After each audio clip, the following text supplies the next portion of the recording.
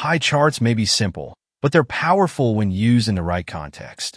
Today, we'll explore 5 scenarios where pie charts and Power BI shine, helping you visualize proportions or percentages effectively. Unearth has written this LinkedIn newsletter if you want to read a check description. Scenario 1. Sales contribution by region. Imagine you're analyzing sales across 4 regions: North, South, East, and West. A pie chart makes it easy to see which region contributes the most or least to your total sales. It's all about quick comparisons at a glance. Scenario 2. Expense breakdown. Think about company expenses divided into categories like marketing, salaries, operations, and R&D. Using a pie chart here helps you instantly identify which category takes up the largest chunk of your budget. Scenario 3. Customer demographics.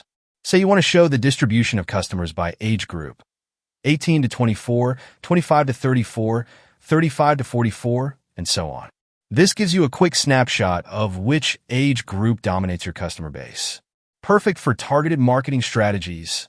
Scenario 4. Product performance. You're analyzing how individual products contribute to your total revenue. A pie chart simplifies the process of identifying your star products and spotting opportunities for improvement.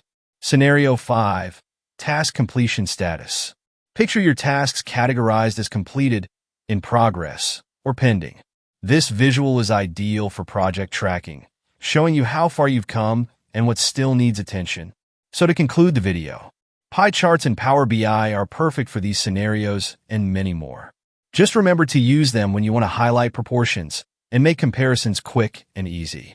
Thanks for watching, and see you in the next video.